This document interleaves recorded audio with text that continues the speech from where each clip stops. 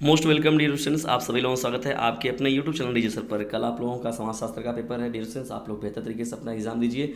और जो मैंने जितने भी सजेस्ट किए हुए हैं आपके अति लघु लघुत्तरी और दीर्घोत्तरी प्रश्नों की सीरीज, उन सभी प्रश्नों को आप एक बार देख लीजिएगा। जो मैंने अपनी तरफ से हेल्पफुल आप लोग के लिए कुछ महत्वपूर्ण वीडियोज़ उपलब्ध कराएं, उन सभी लोगों को भी जरूर देख लीजिएगा। तो चलिए डियर स्टूडेंट्स स्टार्ट करते हैं। समाजशास्त्र क्या है, महत्वपूर्ण अति लघु और लघुत्तरी प्रश्नों की सीरीज का पहला देखिए हम लोग का प्रश्न क्या है। मानव समाज की चार विशेषताएं लिखिए। डियर स्टूडेंट्स, मानव समाज की चार विशेषताएं कौन कौन सी हैं उस पर हम लोग को बात करना है। तो डियर स्टूडेंट्स, मानव समाज के प्रमुख विशेषताएं निम्नलिखित हैं, देखिए कौन कौन सी हैं। पहला इसमें जो महत्वपूर्ण बात होती है डियर स्टूडेंट्स, तो मानव समाज एक मशीन है। जानते ही हैं मशीन का मतलब क्या हो गया। पूरी तरीके से कामों को देखिए नियमित रूप से जो क्या है मतलब एकदम एक तरीके से मशीन की तरह ही हो चुका है कि मतलब हर समय व्यस्तता की बात है। लोगों का पहले के समय की चीज़ें नहीं रही, लोगों के पास एक दूसरे के लिए समय नहीं है, वक्त नहीं है। तो एकदम मानव समाज क्या है, एक मशीन है। दूसरा क्या है, मानव समाज सामाजिक संस्कृति व्यवस्था है। संस्कृति की एक व्यवस्था है, ठीक है, जो कल्चर है, रहन सहन है, पहनावा ओढ़ावा है, बोलचाल की भाषा है, तो वो एक व्यवस्था है, वो व्यवस्थित है। तो यहाँ की संस्कृति जो है वो एक व्यवस्थित है। तीसरा डिरेक्शन जो महत्वपूर्ण इसमें बात आती है, मानव समाज क्या है, मानव संबंधों का संगठन है। मानव समाज क्या होता है, मानव संबंधों का संगठन है। और चौथा जो इसमें महत्वपूर्ण आपका पॉइंट हो जाएगा, मानव समाज एक जैविकी इकाई है। तो जैसे मानव समाज हो चाहे पशु समाज हो, तो जो भी जीवधारी होते हैं तो वो जैविकी इकाई तो होते ही हैं। तो मानव समाज भी जो होता है वो एक जैविकी इकाई ही है। चलिए डिस्कशन हम आगे बढ़ते हैं, देखते हैं दूसरे प्रश्न को। देखिए दूसरा आपका प्रश्न क्या है, पशु समाज की प्रमुख विशेषता क्या है। बहुत ही इंपॉर्टेंट प्रश्न है। तो डिस्कशन पशु समाज के भी देखिए मुख्य रूप से कुछ विशेषताएं होती है। जैसे देखिए पहला क्या हो जाएगा, पशु समाज एक जैविकी सामाजिक व्यवस्था है। तो भाई जाहिर जैविकी रूप में ये भी लोग रहते हैं। दूसरा डिविजन में महत्वपूर्ण जो पॉइंट टॉपिक हो जाएगा आपका, पशु समाज में सामाजिक व्यवहार होता है।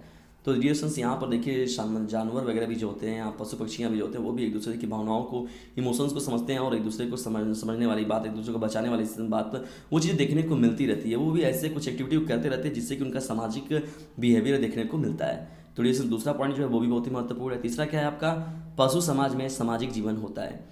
सामाजिक जीवन का मतलब कि वो भी समाज में अपना एकजुट होकर रहते हैं। जैसे किसी जंगल में आप जाते हैं तो उस जंगल में देखते हैं कि सभी लोग पूरा रहते हैं मिलजुल कर ना, वहाँ पर मतलब मिलजुल कर उसी में कौन किसको मार रहा है काट रहा है, तो वहाँ पर समाज उन लोग का भी एक होता है। तो सामाजिक जीवन को वो लोग भी व्यतीत करते हैं। जंगल में निवास कर रहे हैं, भेड़ी हो गए, बकरे हो गए, मतलब भेड़ियाँ हो गई, पूरे के पूरे जो भालू शियार चीता जो भी जितने के पूरे पूरे जानवर आपको जंगली मिलते हैं, वो सभी लोग भी अपने एक स्तर को बनाकर उसमें अपने जीवन को व्यतीत करते हैं। तो पशु समाज में भी क्या होता है, सामाजिक जीवन होता है। तो तीन महत्वपूर्ण बातों को यहाँ पर डिस्कशन किया गया। डिस्कशन पशु समाज एक जैविकी सामाजिक व्यवस्था है। दूसरा जो है पशु समाज में सामाजिक व्यवहार देखने को मिलता है। तीसरा जो है पशु समाज में क्या होता है, सामाजिक जीवन होता है। ठीक है दोस्तों, तो ये कुछ महत्वपूर्ण आपके टॉपिक हो जाएंगे जो पशु समाज में निरंतर रूप से देखने को मिलते हैं। और इन लोगों में भी राजा बनाए जाते हैं, मुखिया बनाए जाते हैं। भाई शेर है तो सिंह है तो वो जंगलों के राजा रहेंगे, तो मतलब नहीं, और कुछ चीज़ों के लिए विशेष रूप से उनको याद किया जाता है, कुछ विशेष कामों के लिए उनको याद किया जाता है।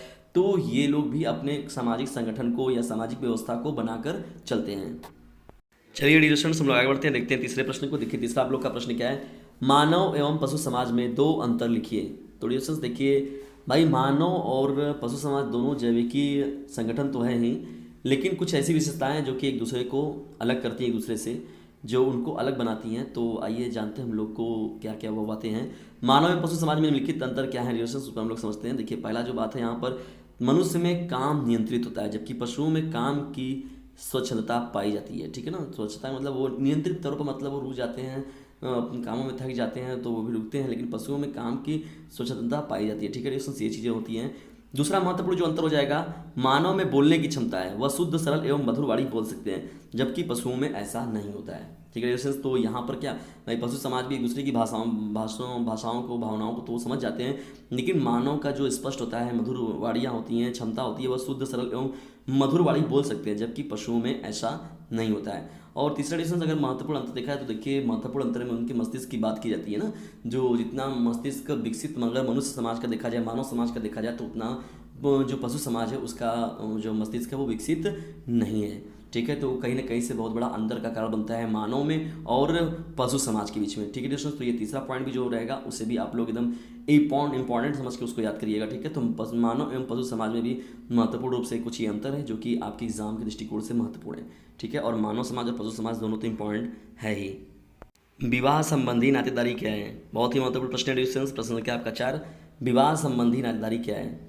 तो डिस्टेंस देखिए ये पूछने वाला प्रश्न है, पूछा जा सकता है आपसे, इसलिए प्रश्न को आप लोग देख लीजिएगा। इस नातेदारी के अंतर्गत डिस्टेंस अगर देखा जाए तो व्यवस्था के अंतर्गत न केवल विवाह द्वारा संबद्ध पति पत्नी ही आते हैं, अपितु पति तथा पत्नी दोनों ही के माता पिता के परिवार अन्य सदस्य जैसे माता पिता भाई बहन आदि भी आ जाते हैं, जो कि पति पत्नी से संबंधित होते हैं। तो डिवोशन जैसे होता है ना कि नहीं मेरे पिताजी हैं, तो पता चला कि पत्नी जब पता चला है तो पत्नी क्या उनको ससुर बोलते हैं। जैसे किसी को अगर वो मामा बोलते हैं, अगर वो मामी बोलते हैं तो उनके मामियाँ ससुर हो जाते हैं। नहीं सुने होंगे आप लोग ना, मामियाँ से फुफुआ सास हो गई उनकी। तो ये चीज़ें देखने को संबंध मिलता है। तो वो संबंध एक पार्टिकुलर बनता है, जिससे कहा गया कि वो अगर भाई आगे मतलब दोनों लोग के अगर विवाह हुआ है पति पत्नी का, तो उनकी जो बहन रहेगी तो उनको शाली बोलेंगे लोग, उनके जो भाई रहेंगे तो उनको क्या मतलब एक तरीके से देखा जाए तो एक प्रगाढ़ बन जाता है, मतलब पूरा का पूरा बहुत ही ब्राड बन जाता है। तो विवाह संबंधी नातेदारी का मतलब कुछ ऐसे होता है, कोई ऐसा नहीं कि पति पत्नी अगर मिल गया तो वही चीज़ होती है। समझ लीजिए कि मतलब एक जो वहाँ पर आपका पूरा का पूरा जो ढांचा तैयार होता है पूरा संबंधों का जाल, तो समझ लीजिए आपके जो एक तो जाल आपके ऊपर से रहता है, एक जाल समझ लीजिए एक और आपका होता है, तो दो जालों का एक पूरा बन जाता है वो। मतलब और भी जैसे कहते हैं ना मोह माया, तो और भी मोह मायाओं का प्रसार हो जाता है। तो विवाह संबंधी नातेदारी कुछ ऐसी ही होती है, ठीक है ना। तो वो केवल पति पत्नी तक ही सीमित नहीं होता है, बल्कि उनके माता पिता उनके भाई बहन भी आपस में एक दूसरे से किसी न किसी संबंध से किसी न किसी रिलेशन से वो लोग जुड़ते हैं। तो इसी को हम लोग डिविजन बोलते हैं विवाह संबंधित नातेदारी। और ये इंपॉर्टेंट प्रश्न है आपका डिविजन, चौथा प्रश्न बहुत ही महत्वपूर्ण है। चलिए डिविजन हम लोग आगे बढ़ते हैं, देखते हैं पांचवें प्रश्न को। देखिए पांचवा आपका प्रश्न क्या है, रक्त संबंधी नातेदारी क्या है। तो रक्त संबंधी नातेदारी का मतलब क्या होता है डिविजन, इस श्रेणी के अंतर्गत समान रक्त या शपिंड के आधार पर एक दूसरे से संबंधित व्यक्ति आते हैं। जैसे क्या हो गए, भाई भाई हो गए, भाई बहन हो गई, माता पिता बच्चे की जिससे बात। रक्त संबंधी नातेदारी का मतलब होता है रक्त से संबंध रखने वाले जो नाते होते हैं, रिश्तेदार होते हैं, उन्हें ही हम लोग रक्त संबंधित नातेदारी कहते हैं।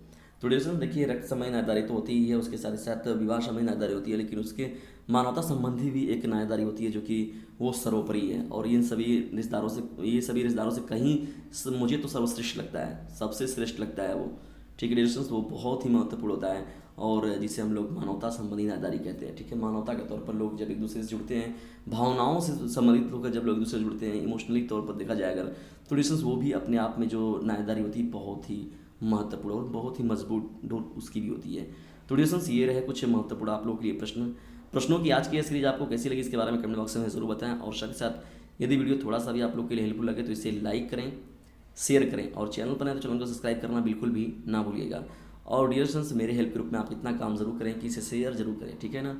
और डीजे सर चैनल को एक बड़े मुकाम तक लेकर जाना है हम लोग को, जिसकी सफलता आप ही लोगों के हाथ में है डियर फ्रेंड्स। यदि आप लोगों का भरपूर सहयोग मिलेगा तो डीजे सर चैनल जो है वो अपने एक मुकाम को एक दिन निश्चित तौर पर प्राप्त कर लेगा। तो डियर फ्रेंड्स अपना महत्वपूर्ण योगदान ज़रूर दें, और जितने भी आप लोगों के सब्जेक्ट वाइज प्लेलिस्ट हैं उसको भी ज़रूर देखा करें। और आपने जो पुराने छोटे भाई बहन होंगे, जो नए होंगे बच्चे, जो 9th में होंगे, 10th में गए होंगे, जो 11th में होंगे, 12th में गए होंगे, तो उन लोगों को भी इस चैनल के बारे में ज़रूर बताइए कि यदि ज़्यादा नंबर पाने की इच्छा तो डीजे चैनल पर एक बार ज़रूर लीजिएगा शिक्षा। और अब तो वह सिस्टमेटिकली तरीके से कोशिश किया जाएगा कि आप लोगों का जो एकेडमिक तौर पर भी क्लासेस चलें, जो मोस्ट इंपॉर्टेंट चल रहा था तो एक सिस्टम से चले, स्टार्टिंग से ही चले, तो हम लोग और भी बेहतर तरीके से अपनी तैयारियों कर पाएंगे।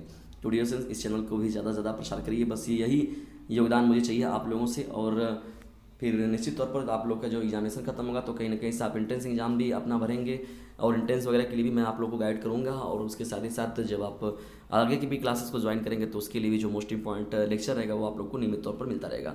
तो डियर कभी भी जो ग्रुप को ज्वाइन करें या तो कभी भी चैनल को सब्सक्राइब करें तो उसमें एग्जिट मत मारिएगा, क्योंकि यह आप लोगों के लिए बहुत ही हेल्पफुल साबित होगा।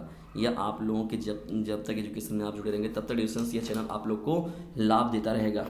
तो डियर ऐसे ही अपना प्रेम मोशने इस चैनल पर बनाए रखें। जल्द ही मिलते हैं हम लोग अब नेक्स्ट वीडियो में, तब तक के लिए टेक केयर, गुड बाय, जय हिंद, जी जय भारत। और ये जो है आपका नागरिक शास्त्र का भी देखिए परसों पेपर है, तो डिविजन सभी लोग दोनों देखिए।